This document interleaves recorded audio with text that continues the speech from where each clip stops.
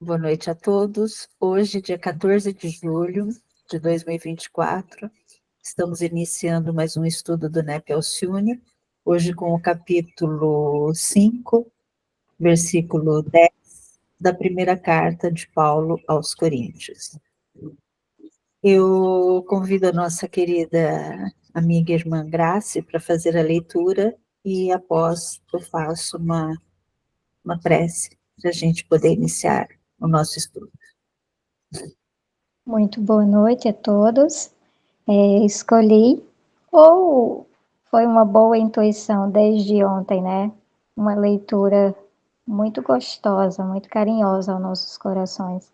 Ela está no livro Deus Conosco, é um texto do Emmanuel, de 28 de julho de 1952. Diz ela o seguinte: quando a pureza estiver conosco. Quando a pureza estiver em nossos olhos, fixaremos na cicatriz do próximo a desventura respeitável do nosso irmão. Quando a pureza morar em nossos ouvidos, receberemos a calúnia e a maledicência nelas, sentindo o incêndio e o infortúnio que ainda lavram no espírito daqueles que nos observam sem o exato conhecimento de nossas intenções. Quando a pureza demorar-se em nossa boca, a maledicência surgirá junto de nós, por enfermidade lamentável do amigo que nos procura, vinculando-lhe o veneno, e saberemos fazer o silêncio bendito com que possamos impedir a extensão do mal. Quando a pureza associar-se ao nosso raciocínio, identificaremos nos pensamentos infelizes a deplorável visitação da sombra, diante da qual acenderemos a luz de nossa fé para a justa resistência.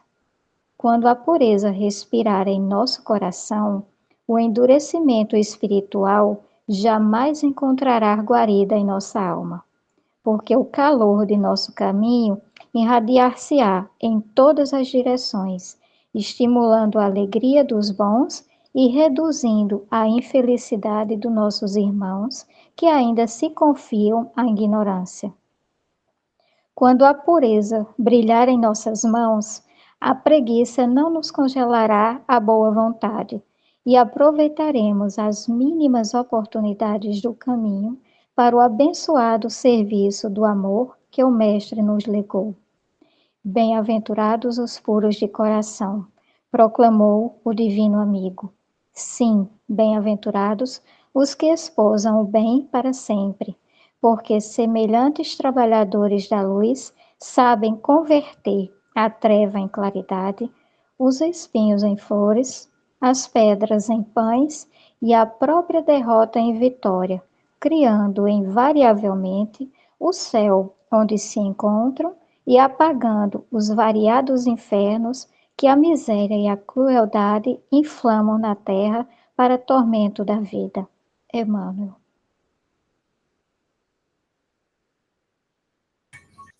Que lindo, né?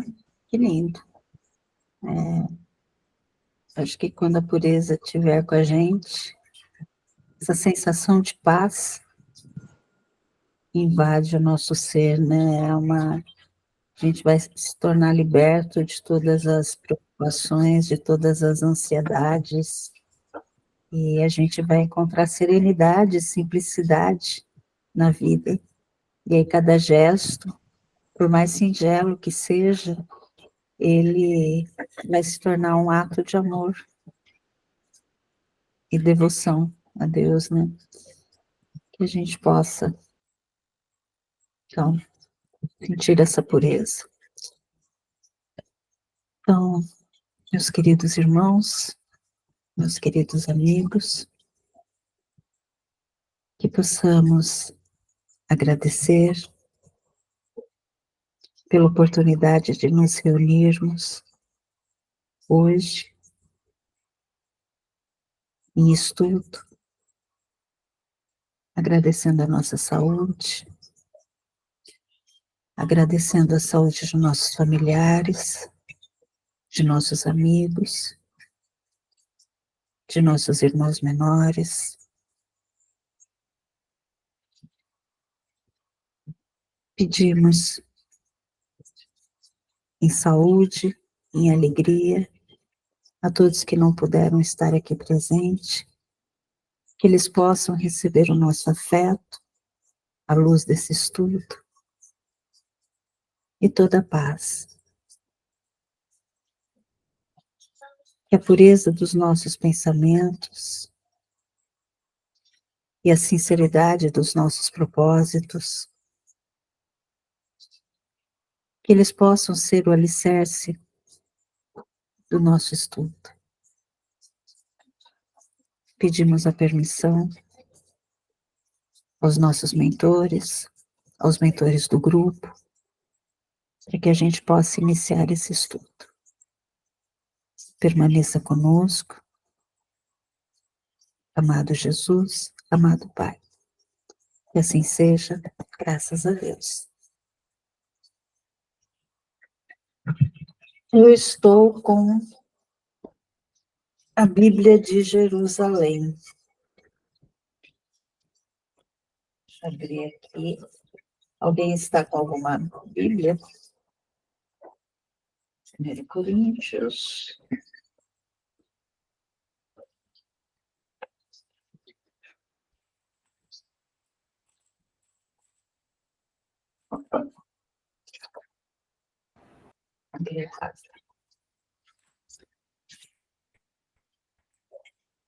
Capítulo 5, versículo 10.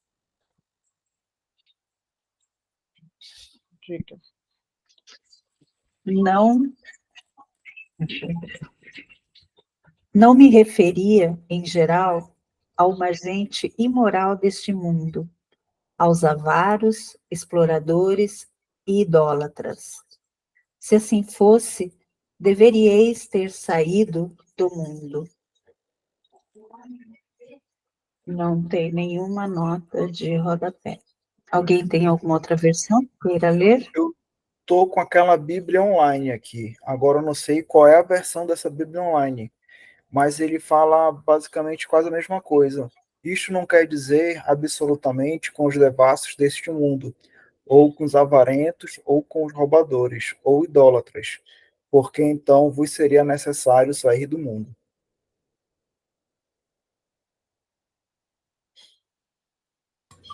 Mais alguém quer ler outra? Podemos ficar com essas? Alguém quer fazer algum comentário inicial?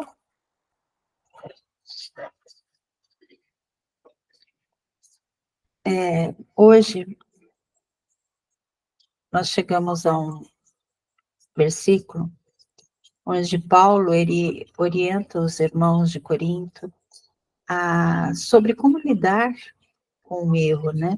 Especialmente com esses impuros, esses avarentos ou avaros, os idólatras, os caluniadores, e esses termos, idólatras, avarentos, caluniadores, eles são usados aqui por Paulo para identificar os irmãos em erros como eles são eles são substantivos, estão para indicar padrões de comportamento. Então nós vamos focar, eu não foquei, né, no que é cada um. O que nós estamos vendo? O padrão de comportamento no todo. E para a gente compreender um pouco essa mensagem de Paulo, eu acho que é essencial a gente olhar para o exemplo de Jesus Cristo, né? Como que ele tratava os impuros durante o ministério dele terreno?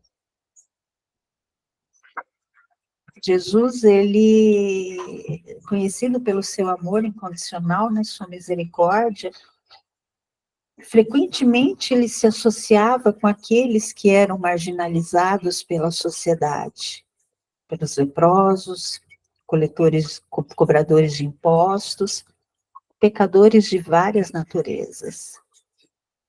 E em vez de evitar essas pessoas, Jesus as acolhia. Ele curava e transformava suas vidas com sua compaixão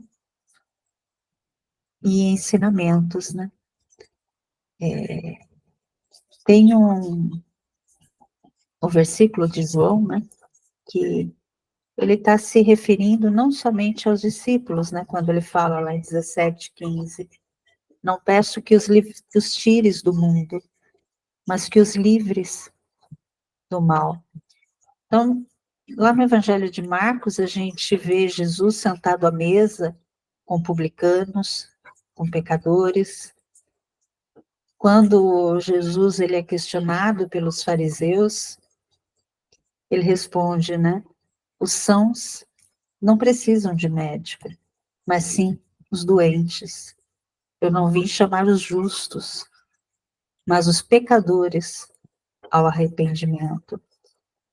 Então, esse exemplo de Jesus mostra que Jesus via os impuros como almas, como pessoas necessitadas, como almas necessitadas de cura e redenção, não como pessoas a serem evitadas. Paulo, ao escrever aos Coríntios, ele está enfrentando uma situação diferente aqui, né? A comunidade de Corinto, ela estava sendo influenciada por práticas imorais e comportamentos que poderiam comprometer toda aquela pureza e aquela santidade daquela comunidade, né? E ele esclarece nesse versículo que a orientação para evitar a companhia dos imorais não se referia àquelas pessoas que não eram crentes, que não criam do mundo, mas sim aqueles que estavam dentro da comunidade cristã, que persistiam em seus erros, sem arrependimento. Então, essa distinção... Ai, deu calor. Deixa eu tirar aqui. Essa distinção de Jesus e de Paulo, ela é crucial. Paulo, ele não está contradizendo o exemplo de Jesus, mas sim, ele está aplicando um princípio de disciplina e uma orientação corretiva e uma correção dentro da comunidade. Então, ele entende que para manter aquela integridade da comunidade de fé, era necessário lidar firmemente com aquele erro que estava acontecendo entre os membros.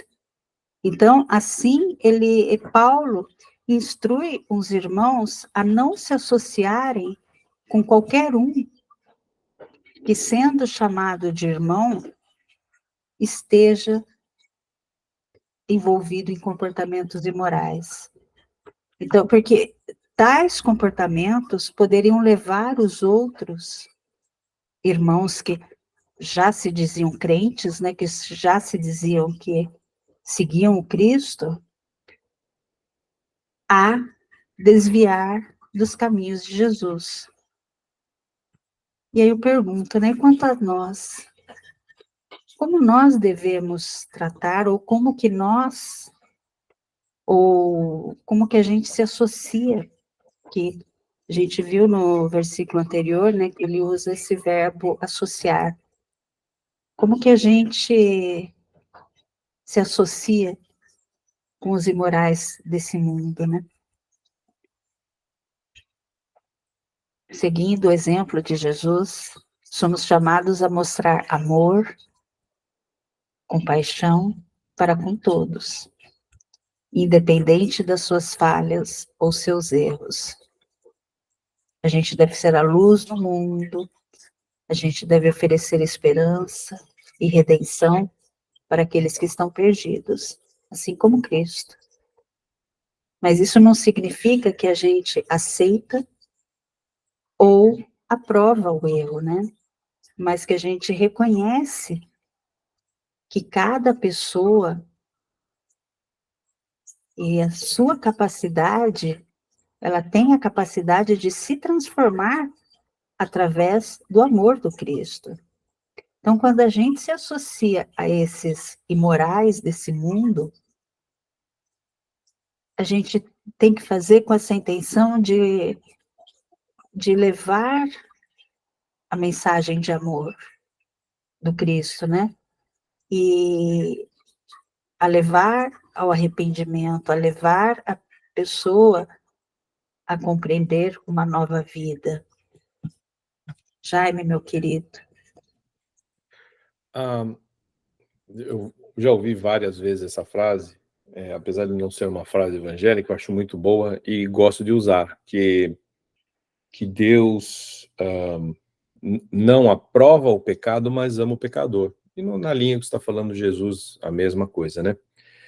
E eu acho que o ponto, né, como você bem tocou, Silvia, é o seguinte, é a compaixão. Essa acho que é a palavra-chave, né? Porque acho que eu já falei aqui, a gente não julga, a gente sentencia os outros, né? A gente olha e fala assim, poxa, aquele cara tá fazendo errado, tá errado, né? A gente desconsidera o que ele está passando, a gente desconsidera a dor que ele tem, desconsidera por ignorância pura, né? Porque eu não tenho tempo nem para saber das minhas próprias, mas eu julgo o outro como se eu fosse, né, o conhecedor profundo da alma do outro. Mas eu desconsidero. Então, eu não quero saber se ele está sofrendo, se ele não está, qual o nível de entendimento, qual o nível de engajamento que ele tem com o entendimento versus as ações, versus as ideias, ou seja, ele é hipócrita, mais que eu, menos que eu. Não, eu sentencio e acabou. E esse é o grande erro. Porque se eu quero perceber o amor, eu acho cada vez mais, né, estudando Joana, eu vejo que o amor é uma percepção. Quanto mais eu percebo o amor da forma correta, mais eu me transformo, porque eu entendo, gosto e quero agir quero vibrar naquela vibração. E nessa percepção, um caminho que vai em paralelo, se não colado, é a compaixão. Como é que eu posso amar sem ter um olhar compassivo? É incompatível, não dá, né? Então, quando eu olho para o outro e sentencio, me falta uma percepção adequada de amor, porque eu ainda tenho aquele amor muito restrito a mim mesmo, o egoísmo, o ego, muito restrito aos meus familiares e aos meus amigos. O exercício é expandir, né? O exercício é andar na trilha para que a gente ame o nosso inimigo, né? Hoje, eu não tenho essa capacidade, mas estou adquirindo. Então, por quê? Porque essa capacidade tende a ser, ou deveria ser, e vai ser, por determinação de Deus, espontânea. Quando esse amor espontaneamente, como no Cristo, atingir um inimigo, beleza. Hoje eu tenho que fazer um raciocínio, né? Então, alguém me fecha no trânsito. Eu vivo dando exemplo de trânsito porque era a minha maior porta aberta de ira, né? Era o trânsito. Graças a Deus eu mudei. Estou mudando. Então, alguém me fecha no trânsito. Então, antes eu xingava, saía, brigava, arrancava o cara pelo vidro, batia a cabeça dele no capô. Agora eu não faço mais isso. Mas o ímpeto de falar, pô, o cara me xingou, não, o cara me fechou, existe. Então eu seguro pelo rabo que vai sair pela minha boca, porque eu já paro e penso assim, peraí, eu estou fazendo todo domingo lá os estudos do NEP, eu estou fazendo uma live, eu estou lendo Evangelho, faço parte do NEP Alcione. Pô, para que eu estou fazendo isso? É para mudar, é para aprender. E o que eu venho aprendendo nisso tudo? Que eu não devo sentenciar nem julgar. Então, a minha expressão está segurada pelo rabo, aí eu começo a puxar. Mas veja, o cara pode estar num dia ruim, ele pode estar como eu, nervoso, ele pode ter perdido um familiar, pode estar levando a mãe no hospital. E nesse processo de parar essa ira, a espuma da ira, como a gente tira, né, a tampa da panela e a fervura baixa, é isso, né? É o meu treino. Então eu já estou apto para ir para o mundo ditoso? Óbvio que não, porque eu ainda tenho o ímpeto do mal instalado em mim, né? Eu já entendi, eu já percebi que não é esse o caminho, mas eu ainda preciso treinar muito para ceifar essa erva daninha no meu terreno, e a partir do momento em que tiver lisinho, aí eu tenho ainda muito tempo para edificar a virtude. E a virtude instalada e edificada vai me tornar natural. Então, lá daqui umas 4.500 vidas, se é que ainda existe carro para a gente dirigir, eu vou estar dirigindo, alguém vai me fechar, e espontaneamente eu vou ter uma visão compassiva. Eu vou perceber que aquele ser, num exemplo muito mequetrefe que eu dei aqui para vocês, aquele ser, ele precisa da minha compaixão. E aí a minha reação talvez seja, poxa, que pena que ele ainda não conseguiu entender, mas eu vou orar por ele, né? Então, é um caminhar, e a compaixão é um elemento extremamente importante. Por quê? Na minha visão, né, na minha análise, na minha experiência, é mais fácil de alcançar. Eu alcanço primeiro a compaixão, depois o amor pleno, né? Eles convivem, mas foi me forçando a pensar dessa maneira que eu deixei de ter reações de ira nos lugares, com a minha família, com o meu chefe, no trânsito. Então, quando essas coisas, essas provas, esses desafios se aproximam de mim, é através do olhar de compaixão que é a tampa que eu abro da minha fervura. Quando eu consigo, pela compaixão, me colocar no lugar da pessoa que está me agredindo, me ferindo, me maltratando, me passando a perna, eu consigo, em roldão, trazer o amor junto. Esse é o esforço que eu estou fazendo. Então, acho que é muito importante a gente lidar com as armas que a gente consegue. Eu não consigo hoje pensar no amor como Jesus. Eu não tenho essa capacidade. Mas isso, então, vai me deixar ao lado, né, da estrada e todo mundo vai passando? Não. O esforço que eu posso é, logicamente entendida a mensagem, logicamente aplicar e buscar desenvolver a compaixão. Quando ela estiver um pouco melhor instalada, eu vou fazer a mesma coisa com o amor, depois, ou com o perdão, com qualquer outra virtude que eu queira fazer. Então, assim, esse é o meu entendimento, a minha avaliação sobre o que você falou, que eu concordo, gênero, número e grau. E Paulo, de uma maneira muito mais poética, muito mais elaborada do que meu simples exemplo de dirigir e ficar louco no trânsito, mas a ideia é trazer de forma simplificada para que a gente consiga absorver, né? Porque às vezes eu não consigo, então eu preciso como é que fala em português, meu Deus? Translate, traduzir. Eu preciso traduzir para algo que seja muito próximo da minha capacidade de entender, aí eu falo, agora eu entendi, e aí eu vou trabalhar nisso. Era isso aí. Obrigado. Eu fiquei pensando de um outro jeito. Talvez tenha algo a ver, mas uma vez eu tive um papo de vez em quando a gente com a juventude tinha uns papos assim, né? Um pouquinho mais puxado. E tinham alguns jovens que achavam que podia ir na balada, mas aquelas baladas que rolava bebida, não sei o quê, porque eles iam lá e iam se comportar. Eu acho que Paulo fez isso com os caras. Será que você tem certeza que tu vai entrar naquele meio e não vai ser você influenciado? Será que o Cristo, o cara entrava aonde fosse, que ele não ia ser contaminado? Agora, nós, é só botar um sujeito atravessando, te cortando no trânsito, que vai toda a espiritualidade para o saco. Então, eu fiquei conversando com os jovens. Tem certeza absoluta que se você entrar num ambiente desses, você vai sair bem? Se conhece?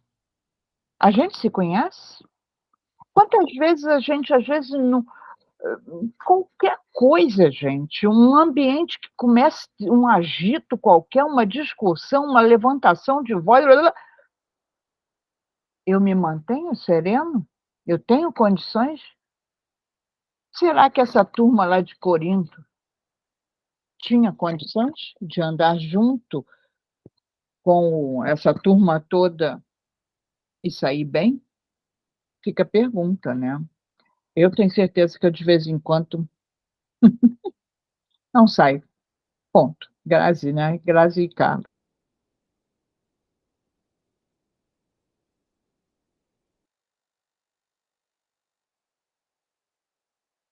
O microfone não abriu. Graça, minha querida. Estou Estou ficando igualzinha a vocês, estou nivelando. Ai, que bom, estou progredindo. Já comecei pelo microfone, Nostalgia. né? Jaime, antes de prosseguir, é só para eu desbloquear aqui, foi um exemplo, né, a história do trânsito. Foi um exemplo real da minha vida passada. Nossa. Enfim, fiquei um pouco travada aqui. Não, se eu não tivesse o esclarecimento, eu não consigo raciocinar. Obrigada. E, bem, a Vera já falou com outras palavras o que eu realmente pretendia trazer para vocês. Então, só reforçando, também fui muito de encontro a esse raciocínio. Eu creio que Paulo falava nesse sentido, né? Da questão de que esse grupo, eles ainda não estariam purificados ou tão envolvidos pelo Cristo, pelas ideias trazidas pela vivência do Cristo, a ponto de se misturar ou de compactuar com pessoas, ou de estar ali junto com pessoas que trariam convites a uma vida que já não ia de acordo aquilo, aquelas outras ideias, aquele outro tipo de vivência, e não compactuar com tudo isso, não vivenciar também. É como nós. Quem aqui de nós pode dizer que já está em condições de pular numa piscina e não se molhar? É um pouco exagerado, mas nesse sentido é isso. Quem está encarnado na Terra, perdoe quem não tiver essa percepção, mas é um pouco disso. Quem está encarnado na Terra já traz em si boas respostas sobre aquilo que consegue compreender, sentir e vivenciar. É a verdade para todos nós. E se isso ainda é, hoje em dia, 2000 anos depois, com tantos ensinamentos, com tantos exemplos evangélicos, quiçá num período do cristianismo primitivo, com comunidades ali tão pequenininhas, com grupos, pouco mais do que um grupo familiar, tentando se estruturar, buscando refletir e vivenciar tudo aquilo. Então, eu creio que a quantidade de má influência, de convites à destemperança, a todo tipo de iniquidade, era muito maior, era uma soma muito, muito importante, ao ponto de poder ser desconsiderada, de dizer, não, posso estar junto, mas não vou compactuar, não vou vivenciar isso, difícil. É preciso reconhecer a fragilidade, né? Nós somos expert em reconhecer as mazelas alheias e identificar de pronto o que falta no outro, o que precisa ser consertado no outro. E esquecemos de que, na verdade, se conseguimos identificar isto, é porque reconhecemos antes em nós. Se não reconhecêssemos isso, nós não saberíamos identificar no outro tudo isso. Então, penso que o fato de reconhecer mesmo no outro já é um atestado de que aquilo ainda vive um pouco em nós. O grande desafio é fazer com que isso fique somente numa experiência passada e não numa experiência que se repete dia a dia, né? É isto.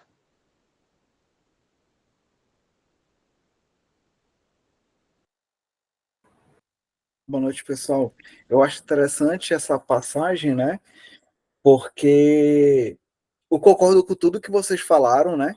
Então, assim, o que me dá a entender é que, por exemplo, tinham pessoas que eram os imorais, que não queriam se melhorar, queriam continuar com as suas práticas antigas, e tinha o pessoal da igreja que estava querendo melhorar, que estava querendo se modificar, mas pela influência daqueles imorais estavam caindo, né? Então, que é justamente aquilo que a Silvia falou, das pessoas irem para festas, acharem que são puros, né? Na verdade, ali talvez eles nem se achassem tão puros, eles só estavam convivendo, né? E é esse que é um problema, porque às vezes a gente não é forte o suficiente, né? Eu tenho um exemplo que similar ao da Silvia, ou da Vera, né? Que ela falou, é que vocês estão com a mesma coisa, né? Que a Vera falou, de um amigo que ele é evangélico, que eles foram pregar no Sambódromo, aqui em Manaus, no Carnaval. E no final ali da noite, eles já estavam pulando o carnaval, né? Eles deixaram de entregar aqueles panfletinhos e tudo que evangélico sempre entrega. Então, acho que é um pouco isso, assim, né? As pessoas que eram para se modificar não se modificavam, não tinham interesse de se modificar, e quem queria se modificar estava escorregando, né? Por causa do convívio, né? E a gente sabe que a gente também é um reflexo do nosso meio ali, né? Talvez, e esse erro, esses imorais que estavam ali na igreja, né? A gente sabe que a cidade de Corinto era um porto, passavam muitas pessoas, então era muito fácil, talvez, escorregar, assim, né? Então, e aquilo como que a Silvia falou de Jesus, né? Jesus ia lá e não escorregava, só que Jesus já era puro, né? Então ele não tinha não existia essa possibilidade. Mas para a gente, eu acho que isso é um ponto de atenção para a gente, porque eu acho que é muito fácil, né? Como o Jaime falou, a Vera falou, assim, é muito fácil a gente escorregar, é muito fácil que a gente está tranquilo, quando está tudo bem, mas quando passa por uma situação difícil, a gente ainda mostra um pouco quem nós somos, né? E às vezes, né, nem questão da gente, vamos lá, mudando um pouco, né? Não é nem questão da gente ir para uma festa, mas às vezes a gente pega uma diretoria numa casa espírita, a gente está aqui escorregando que nesses imorais, só que de uma forma diferente, né? Pelo orgulho, pela vaidade, querendo mandar na casa e tudo. Então, acho que é um pouco isso daí. Assim, a gente tem que ver onde que a gente está, compreender se aquela pessoa ali também, se a gente tem que fazer aquela reflexão daquela pessoa está nos prejudicando ou não, se está nos levando ao erro ou não.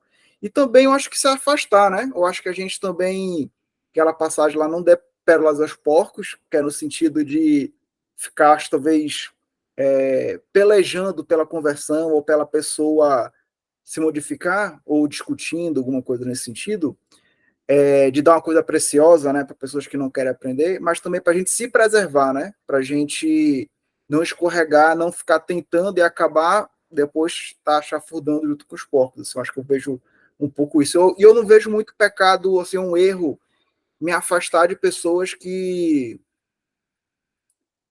ainda estão no erro, né? Eu acho que isso faz parte um pouco da vida, assim, né?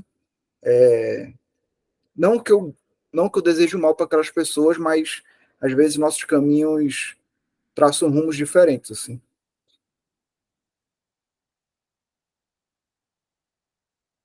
Graça, minha querida. Acho que a Dani levantou a mão antes, não? Ou baixou? Foi por engano? Sim, sim. Oi, desculpa. É que na verdade eu fiquei com vergonha, mas eu ia trazer um exemplo do que aconteceu comigo. Daí, mas vamos lá. Hoje a gente fez o Evangelho em Família e abriu o capítulo 12, o versículo 3, que é o amai os vossos inimigos, né? E aí, enfim, nessa conversa do Evangelho, eu trouxe esse mesmo exemplo. E claro que não é a questão de inimizade, né? Mas vou citar então o que aconteceu comigo. E só para complementar o que vocês falaram sobre essa linha tênue do a gente estudar, da gente se corrigir, da gente tentar e tentar e tentar, e daqui a pouco acontece alguma coisa, e aí é como se fosse aquele teste, né? E aí, tudo que estudou, tá conseguindo colocar em prática? É como se fosse um teste isso. A professora do meu filho teve um problema de saúde grave e urgente. Ela teve que se afastar com urgência uns meses atrás. E aí colocaram uma professora substituta. E tudo bem, aconteceu, não, né? Tava tudo ocorrendo às mil maravilhas quando eu entreguei ele na escola e me deparei com uma mãe totalmente histérica que precisava me contar de urgência, o que tinha acontecido com o meu filho. E aí eu fiquei apavorada, porque ela me relatou que a professora substituta havia gritado com ele, e ela tinha escutado, e foi um terrorismo. Naquele momento, óbvio, como toda e qualquer mãe, me subiu uma raiva, me subiu um desespero, eu não sabia se eu voltava e tirava ele da escola, o que que eu poderia fazer. E aí eu resolvi ir para casa, confiar em Deus e na espiritualidade, e tentar me acalmar para resolver o que eu ia fazer, né? E tentar buscar uma informação, já que ele não fala e ele não poderia me contar o que realmente tinha acontecido. E aí eu comecei a rezar, rezar, rezar muito, e aí eu comecei a me acalmar, e aquela raiva começou a passar. E, enfim, e uma das várias coisas que aquela mãe me falou, que eu deveria ir na direção da escola, que aquela mulher tinha que ser expulsa da escola, e, enfim, a coisa teve uma proporção imensa, assim. E aí, resumo da ópera, né? Eu vim para casa, eu me acalmei, eu perdi um dia de trabalho até eu conseguir me centrar. E aí eu comecei a pensar, né? Depois de todas as orações, depois de tudo que eu consegui fazer, em determinado momento, para o Caio não se machucar, eu preciso chamar a atenção dele de alguma forma, e muitas vezes eu mesma grito: Caio, sai daí! Então, quem sabe não foi dessa forma que essa professora gritou. E aí eu tentei trazer essas possibilidades. De qualquer forma, deixei ele 2 dias em casa comigo para eu poder também confiar em levar de volta, né? Quando eu cheguei na escola com o Caio no 3º dia, a professora substituta abriu a porta e ele foi numa felicidade. E aí eu pensei, já pensou se eu tivesse feito e me deixado levar e feito tudo aquilo?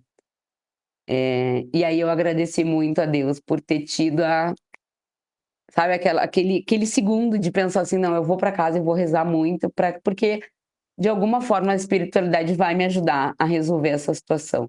E eu preciso confiar que os espíritos bons estão junto do Caio e que podem proteger.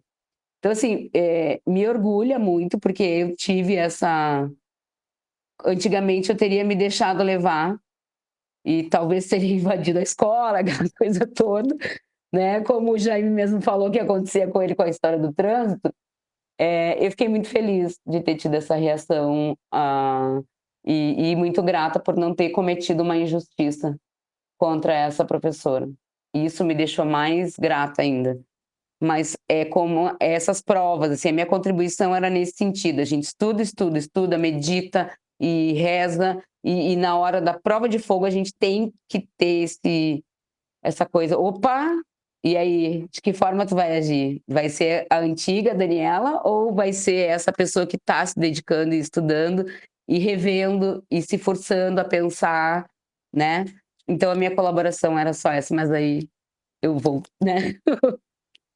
Posso É isso. fazer um comentário só antes da Graça falar? Aliás, é para Graça. Graça, é verdade, eu já tive nesse estágio. Mudei, né? É verdade esse bilhete. É verdade esse bilhete. Nossa, que Não tenho, maravilha essa mudança. pois é, eu não tenho vergonha de trazer o meu Saulo, né? A minha mudança de Damasco é muito mais Orgulho. humilde, mas é fato, faz parte da minha vida, eu não posso desprezá-la. E hoje, né, esse confronto do que eu Oi, tenho Caio. e tendo ser é exatamente o que me sustenta a não querer ser mais um homem velho, né? Então, se eu te decepcionei, eu peço desculpa, mas eu prefiro ficar com você com uma versão verdadeira de mim do que achar que eu sou um santinho, porque eu não sou. Continuo lutando contra os meus impulsos. E queria dar parabéns para a Daniela, porque eu acho que é isso mesmo. Porque quando a gente tira a tampa da fervura, a gente percebe que a espuma baixa. Obrigado. Olha aí, primeiro ponto. Muito pelo contrário, zero decepção. Prevalece a comemoração, porque aos meus olhos você está tão diferente que esse teu exemplo me chocou. Não te vejo assim, não te sinto assim. Claro, sinto muita energia vindo de ti, uma intensidade a mais, mas não com esse caráter de agredir, mas no sentido de convencer pelo verbo, de acreditar muito naquilo que projeta através do verbo. Então, a surpresa foi por isso, porque tamanha a discrepância como eu te vejo e como eu te sinto. E Dani, não é só Obrigado. E Dani, não é só o que você tinha a dizer, muito pelo contrário, pelo menos ao meu coração, vai muito de acordo com o que eu estava pensando, novamente em trazer aqui. É o exemplo, porque é a prática daquilo que nós lemos, nós meditamos, nós discutimos aqui, as situações ocorrem no transcorrer da semana E aí nós temos a possibilidade de aplicar ou não aquilo que verbalizamos aqui, que trazemos num contexto muito bem encadeado, com palavras mais ternas, mais reflexivas, mas e na hora da prática? Prevalece essas palavras bonitas, esse amor, precisamos amar, respeitar, praticar a caridade. E quando o convite vem a partir de alguém que não está vibrando nessa mesma frequência, porque é o que eu tenho visto muito. O convite ao amor não tem partido exatamente daqueles que mais amam, mas daqueles que aparentemente menos amam. O convite para a paz tem vindo não através daqueles que estão nos convidando a ser também agentes da paz, mas daqueles que estão promulgando ou professando a violência. E são esses que nos convidam não só a trabalhar nesses campos, mas principalmente a nos modificar um pouquinho, a retroceder naquela quantidade de energia menos nobre e preencher esse mesmo espaço com energia mais positiva e mais do que isso, ir além, porque só vamos conseguir doar quando existe um pouco mais. Quando está muito mais nivelado, é como se, ok, internalizei, serviu para mim, mas eu já consigo levar isso adiante? Aí ainda não. Mas se você acredita com tanta força, com tanta energia, aquilo contagia aquilo, quem está perto. Tem um exemplo que conta por aí, normalmente atribuído a Mahatma Gandhi. Não sei se é de fato aquele exemplo da lama, né? De uma pessoa que, quando uma pessoa muito encolerizada atira lama, o melhor é que nós nos desviemos. E o que é que vai acontecer com quem desvia? Fica limpo. No entanto, aquela pessoa continua, se soltou a lama, mas continua com a mão suja. E o nosso grande desafio é desviar, mas ainda assim, após desviar, conseguir acolher aquela pessoa. Não concordar, não reforçar para que ele continue naquela frequência, mas lançar um amor, um olhar mais compreensivo, um olhar mais compassivo até. Só que chega um ponto em que precisamos também respeitar até onde conseguimos chegar. Caso contrário, é muito provável que a gente nivele com o estado íntimo daquela pessoa. Então, é um grande autoexercício, né? Um exercício de autoconhecimento. Até onde vai nosso limite? Até onde eu consigo estar junto sem compartilhar daquela gama de sentimentos? Até algum ponto a gente consegue sim auxiliar, tentar trazer para junto, mas quando o nosso próprio estado íntimo começa a ficar afetado, é um grande alerta, porque senão, daí para frente, não teremos um mais ou menos equilibrado e outro desequilibrado, mas dois desequilibrados. E a corrente continua. Então, penso muito sobre isso. Até onde vai meu limite? Porque chega um momento que é melhor recuar em prol de não propagar aqueles sentimentos. É isso.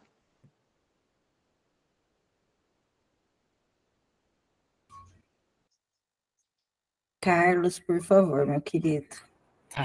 É que eu esqueci de falar uma coisa, é que eu acho que a gente está nesse processo ainda de solidificação do evangelho em nossos corações, né?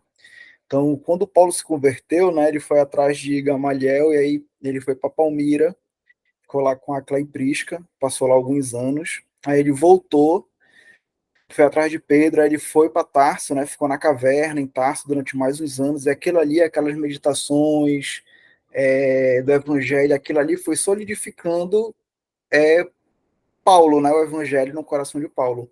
E eu acho que a gente vai passando por isso, né? Paulo ali, quem dera se para a gente fosse algumas questões de anos, né? Para a gente vai levar algumas encarnações, mas eu acho que Paulo mesmo é um bom exemplo para a gente, né? Que a gente às vezes se converte, não é bem nem se converter, mas assim, tá estudando, tá empolgado e acaba escorregando e não consegue voltar, né? Paulo teve várias oportunidades para, como que eu vou falar assim, para viver aquele poder de novo, né? Para ter aquela vida que ele tinha, mas ele realmente tinha escolhido Jesus, né? Tinha solidificado aqueles ensinamentos no coração dele. Eu acho que esse é um exemplo assim para a gente também ter, assim, sabe, saber até onde a gente pode pisar, assim, ter essa compreensão da gente mesmo. Aí é uma reflexão íntima que a gente tem que fazer até onde eu posso ir para me não escorregar, sabe? E aí eu nem falo tanto.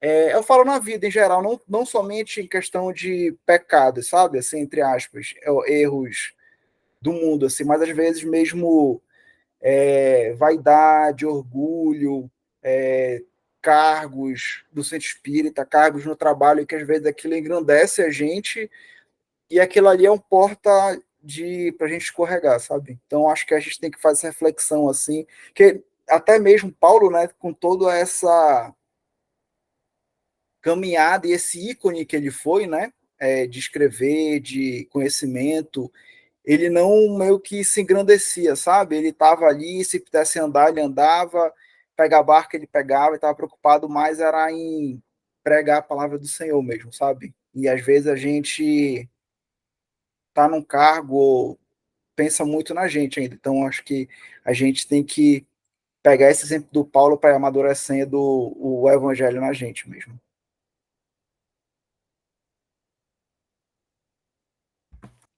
Meu último comentário, daí eu fico quieto, juro por Deus. Ó. Pode falar à vontade, meu querido.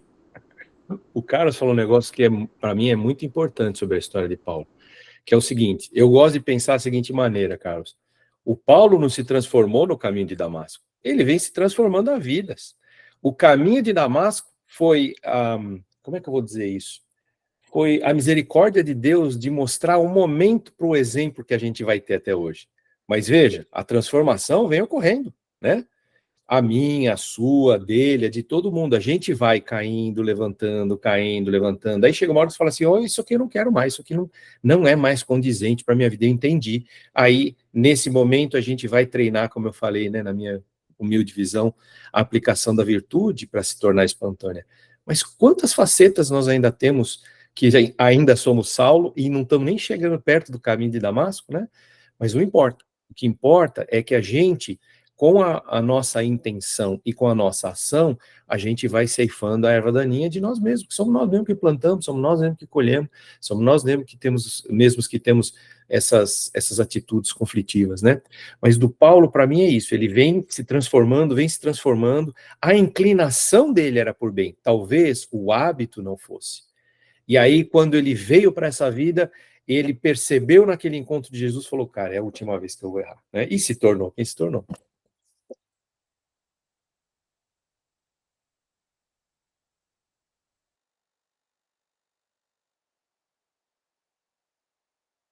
Dani, minha querida, por favor. Aí. O comentário que eu queria fazer é... Ih, gente! O que eu fiz aqui? Estamos te ouvindo. Tá. Vocês estão me enxergando? Ai, Não, para. agora não. Mas Pois é, eu não estamos sei te o que eu fiz, ouvindo. mas tá tudo bem. Olha só, o comentário que eu queria fazer era a questão do não cair, né? Eu acho que, desculpem, é a minha visão, mas eu acho que é importante esses escorregões que nós damos, porque os nossos erros são os que forjam quem somos, né? Assim, foi errando que a gente foi aprendendo durante todo esse processo reencarnatório. Eu acho que é muito importante.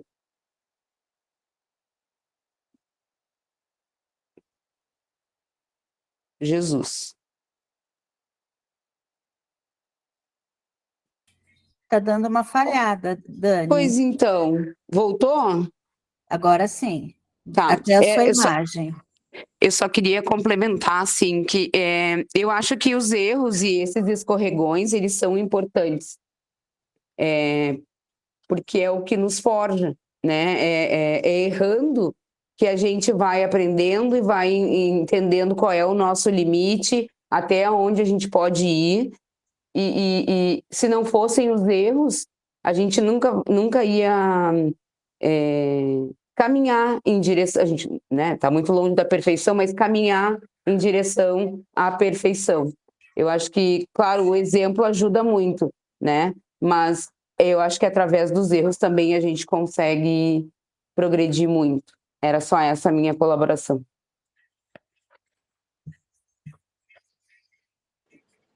Eu? Agora. Sim, Grace. Bom, diz a Ivone Pereira, né, que a dor é a grande educadora, pelo menos no nosso estado espiritual ainda o é. Quando falamos da transição ali, Saulo, Paulo, eu sempre fico me questionando, mas o que houve de diferente ali naquele momento? O que é que aconteceu de verdade para que Saulo fosse tocado? Porque nós vemos naquele episódio, né, do martírio de Estevão, Jesus estava ali naquele momento. Jesus estava cara a cara com Saulo e ele não sentiu, ele não teve qualquer nesga de luz tocada no seu coração. Jesus ali de frente, o encarando, e Saulo simplesmente não captou nada. Daí vem aquele episódio da estrada de Damasco. O que mudou? Mudou que naquele momento, penso eu, ele estava extremamente chagado por dentro, por toda uma sorte de acontecimentos. Ele reagia com aquele ímpeto, com aquela força, com aquela energia, mas era uma forma também um pouco estranha, mas de demonstrar todo um castelo íntimo que estava ali desmoronando naquele momento. Então, nos parece que justamente toda aquela dor, toda aquela reviravolta abriu uma porta, e era o momento oportuno para que a luz adentrasse, né? E toda a transformação fosse operada a partir dali, de uma forma muito mais ostensiva, de uma forma que irradiasse para muitos outros, né? Porque o caminho dele foi bem isso. Primeiro ele se ilumina um tanto mais, vai ampliando essa luz ao ponto de iluminar o caminho de muitos outros. Então, quando falamos sem masoquismo, por Deus, quando falamos de que a dor ainda nos é necessária, é sim uma ferramenta muito bendita. O que nós precisamos vigiar é para que não fiquemos dependentes demasiado dessa ferramenta. Precisamos alçar voo a ponto de olhar para trás e dizer: ok, doeu, ok, machucou, eu aprendi e por isso não preciso mais. E agora eu já tenho condições de tentar convidar os outros a seguir também nesse caminho. Posso não conseguir, posso falhar, mas também faz parte da cooperação entre seres, né, da obra divina. Tentar, pelo menos tentar. É isso.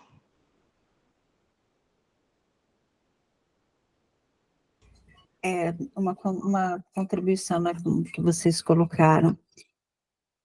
Vocês já viram alguém nervoso tomar alguma decisão que tenha sido a melhor na ocasião que era para ter sido tomada uma decisão? Não existe, gente.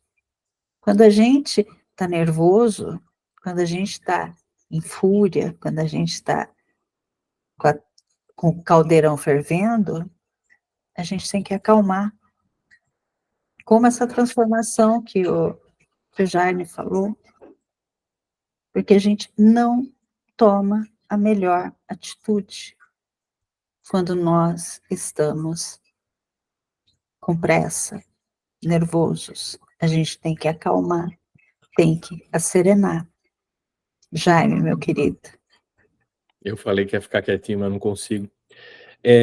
A sua fala me fez lembrar o episódio de Pedro acompanhando Jesus andar nas águas. Enquanto ele fixava o olhar para Jesus, a confiança estava estabelecida.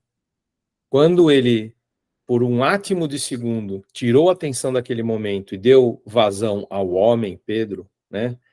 Ainda com medo, inseguro, incrédulo, acreditando mais nos olhos do que no sentimento, ele afundou.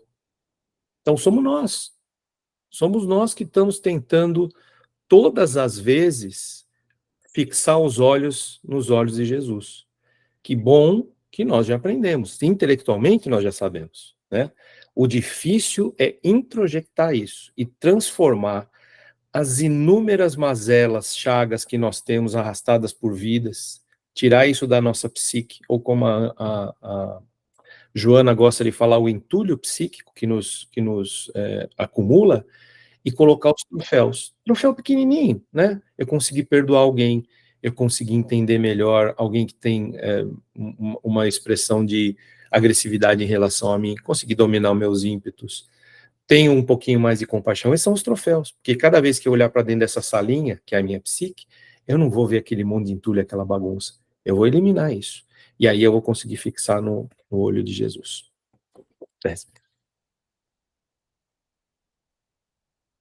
Mari, minha querida. Boa noite. É muito legal quando a gente ouve vocês, aí a gente começa a trazer para a gente, né, para o nosso cotidiano, para as nossas relações, e até pensar, né, até que ponto eu já mudei, até que ponto realmente esse conhecimento que nós estamos tendo acesso está me transformando, me tornando um homem ou uma mulher de bem. Então, quando a Grazi se questiona, né, de que foi que ocorreu a mudança de Saulo para Paulo, a gente percebe na história, né, que realmente não ocorreu de uma hora para outra, até mesmo a mudança do nome, mas as dores, as cicatrizes que ele estava sendo acarretado já eram bastante intensas.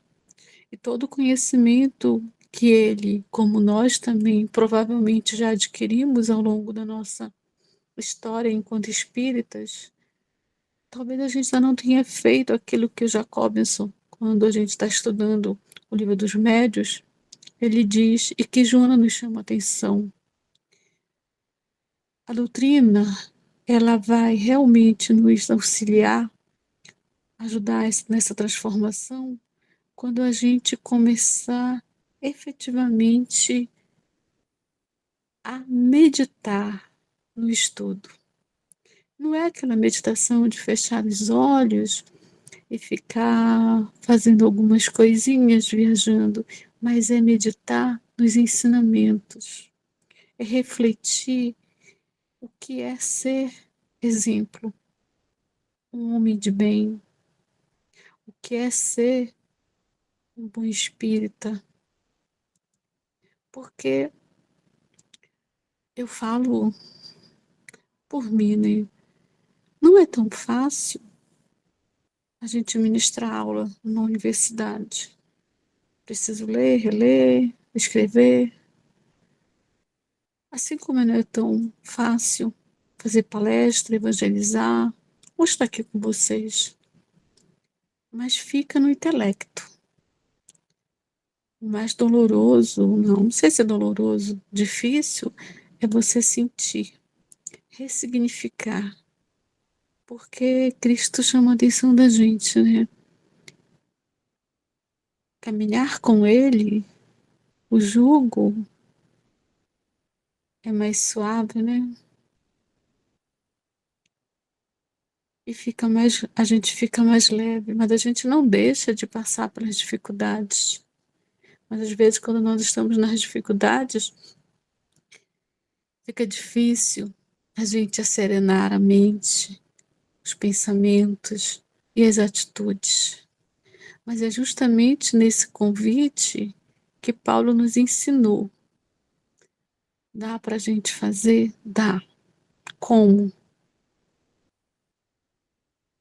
Talvez ficando um pouquinho solitário conosco mesmo, ficando sem enxergar, fechando os olhos, não para a gente, mas abrindo os olhos da nossa consciência e refletindo em cima daquilo que a gente estuda e ainda repassa para os outros.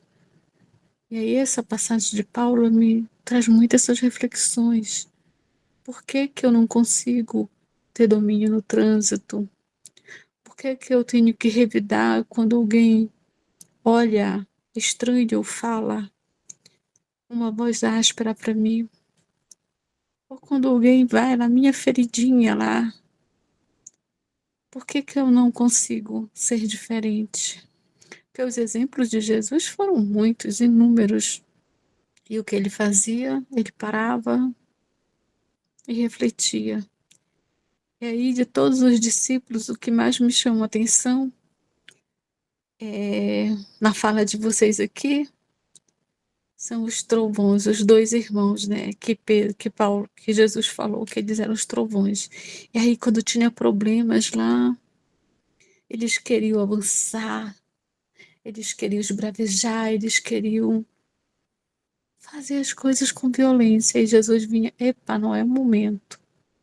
Porque também, às vezes, a raiva, a inquietação, às vezes, ela nos ajuda. Não sei se ajuda, né, a raiva, né? Mas tem determinados momentos que a gente precisa também, parece que exercitar esses outros lados. Mas não tomar atitudes sérias, como disse a Silvia, porque com raiva, com mágoa, ressentimento, não dá certo. Talvez por isso que a gente esteja aqui estudando, em pleno domingo, né? Me lembrei, acho que eu não estou olhando direito, a gente nem teve, acho que foi decisão do grupo, né? A gente nem tirou férias, né? E eu estou achando legal, porque ao invés de estar, eu não estou podendo ler, por causa que eu estou com problema na vista, mas dá para ouvi-los.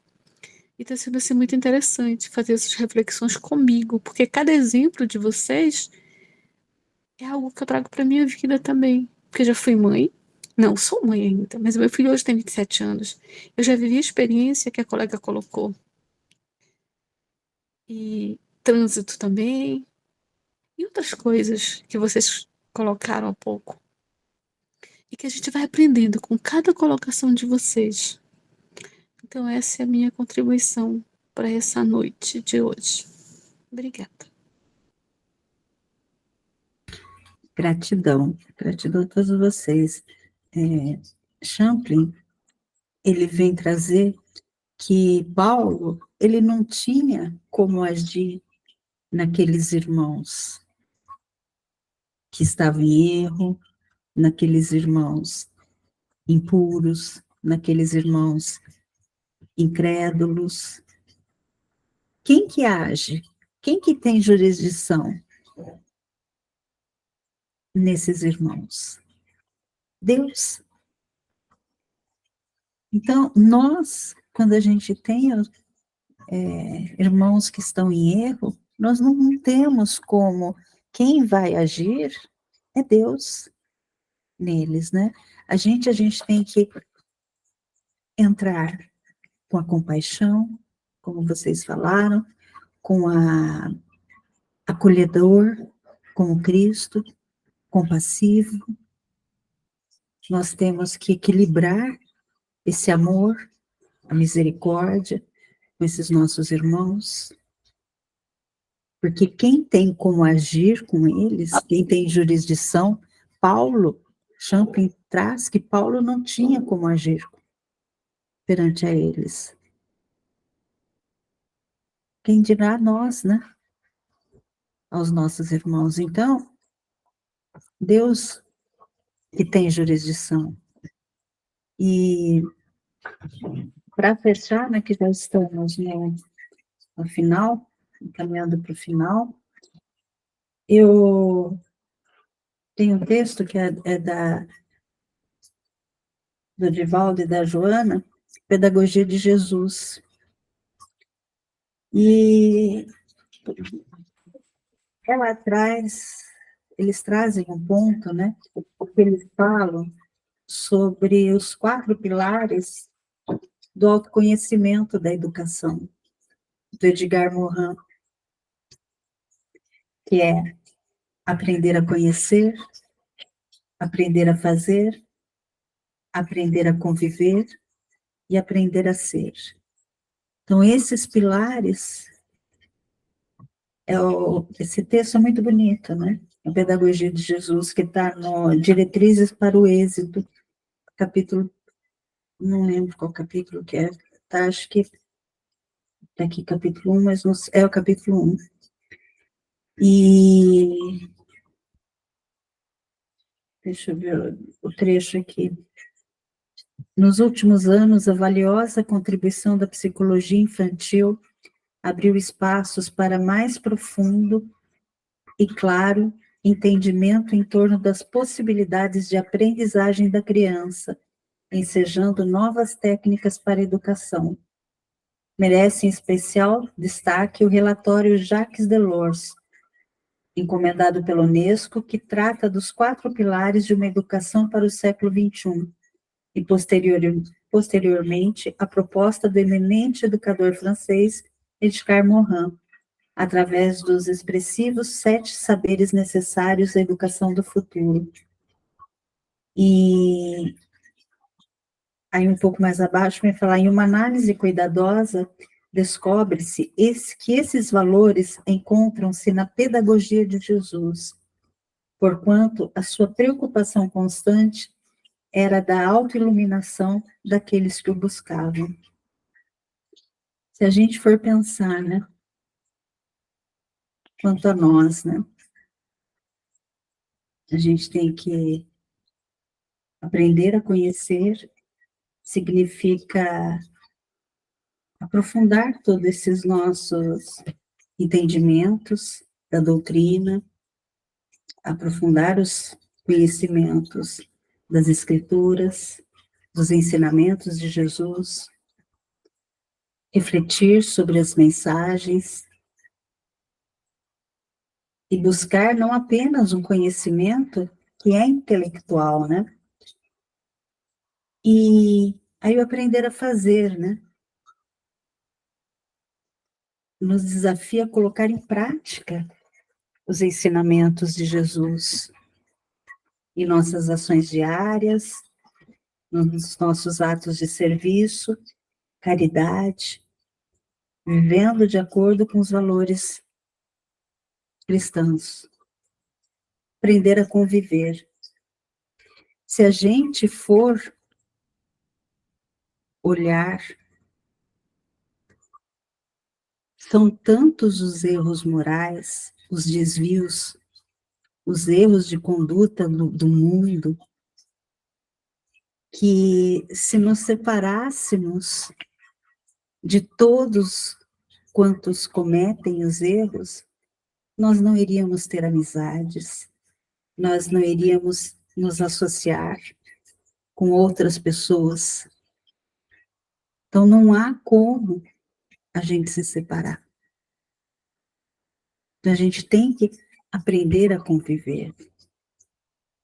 Mas para a gente aprender a conviver, a gente tem que aprender a conhecer os ensinamentos da doutrina, os ensinamentos do Cristo, que aí a gente vai aprender a conviver. Aprender a fazer, falei do aprender a fazer? Falei, né? Que aí vem a caridade, colocar em prática, e por fim, o aprender a ser, né? Que esse último pilar, ele nos convida a uma busca da nossa transformação interior.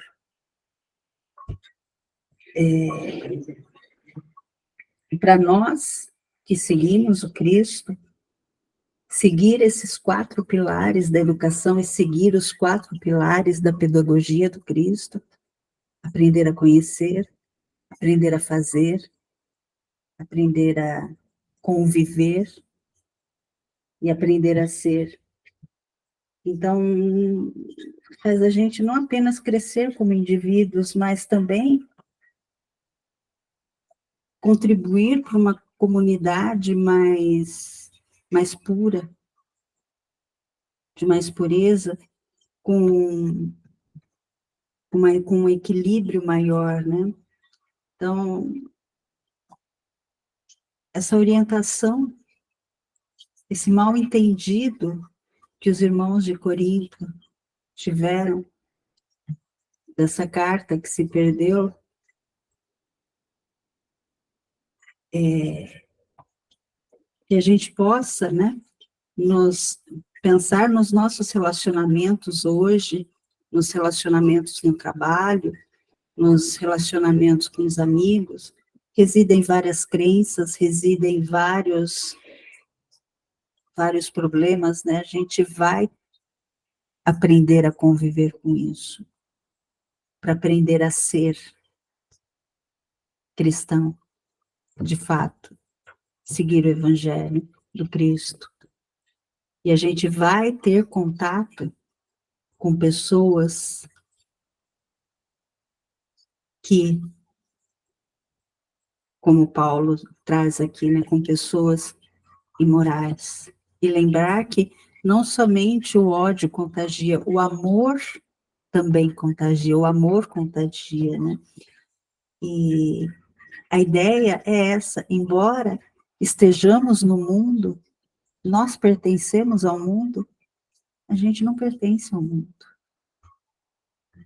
Então, Paulo queria que esses irmãos entendessem isso, como viver essa verdade em suas vidas, né, como seguidores do Cristo. A gente está aqui no aprendizado e evolução, e a nossa meta é alcançar a perfeição. A gente tem múltiplas encarnações, onde a gente é constantemente desafiados a aprender, a crescer, aprimorar as nossas virtudes, e a evolução não é um caminho solitário. Estamos todos interligados, né? Nós não somos um, nós somos muito. Então, nós vivemos numa grande comunidade, e onde cada ação nossa reverbera e influencia o todo. E essa conexão nos chama a responsabilidade de ajudar uns aos outros em nossa caminhada evolutiva. E a gente vai ter contato, a gente tem contato com pessoas que caluniam, com pessoas tóxicas, com pessoas que gritam, às vezes, com pessoas que, às vezes, num momento de raiva, vai lá e toma uma decisão errada e faz aquela lambança toda. E aí depois vem aquela, puxa vida, se eu tivesse deixado para tomar uma decisão no dia seguinte, como a Dani fez, olha que beleza. A professora recebeu com um abraço, né, um carinho, né? E Dani, eu estava olhando hoje, que fazia uns dias que eu não bati o olho nas minhas revistas Reformador, eu vi um artigo sobre autismo. Eu não cheguei a ler, mas eu vou fotografar e te pôr no grupo, tá? Meus queridos, Obrigada, me interessa muito.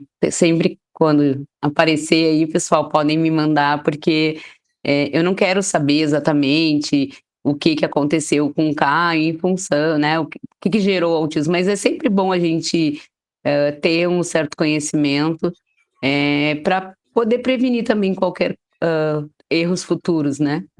Eu acho que é sempre válido. Como mãe, me coloco sempre aberta para todas as explicações e agradeço muito pela colaboração. meus queridos, alguma contribuição final? Podemos encerrar hoje, por hoje? Podemos seguir para o versículo 11?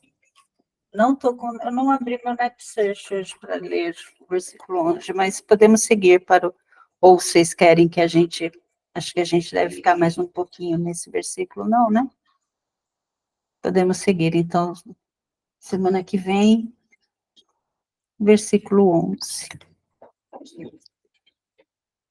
Alguém para fazer nossa prece de encerramento?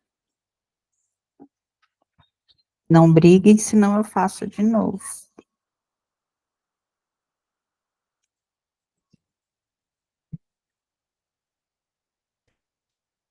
Vou ler um trecho aqui de um texto. Estou aqui com as lâminas da arte aberta.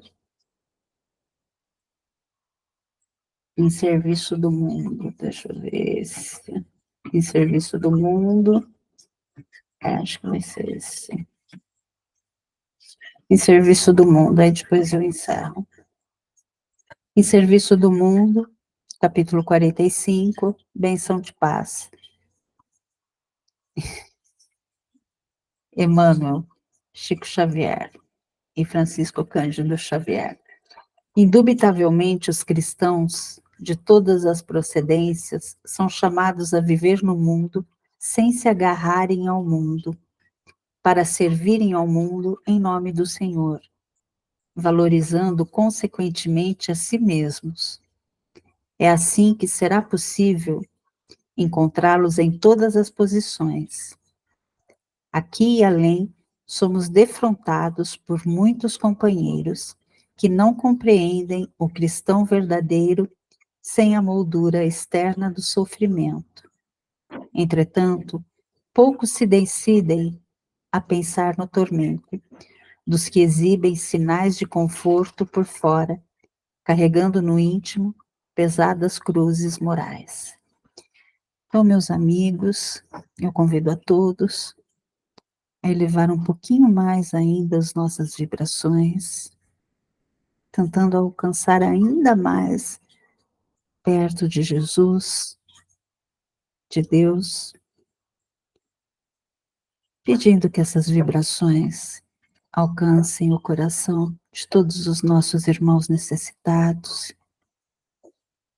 que alcance a nossa irmã Juliette, que perdeu seu marido André essa semana, que desencarnou, que ele possa ser envolvido no amor de Deus, no amor do Pai, que está regressando à sua casa, que a luz do nosso estudo possa alcançar todos os corações em sofrimento, em situações de incerteza, de dor, de saúde, de fome, de guerra, de brigas, de afastamento, de moralidades, que possamos aprender a conviver com todos os nossos irmãos que ainda estão, como nós, caminhando para a evolução. Pedimos, Jesus, o seu amor, sua misericórdia, a sua compaixão a todos nós, seus filhos, e vez ou outra ainda cometemos erros. Que a gente possa, cada vez mais, errar menos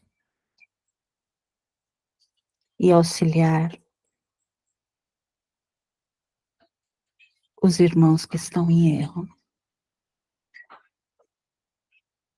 E assim, pedimos a permissão para encerrar esse estudo bendito, que possamos nos encontrar na próxima semana, em alegria, saúde, boa disposição, boa vontade, para servir ao Pai.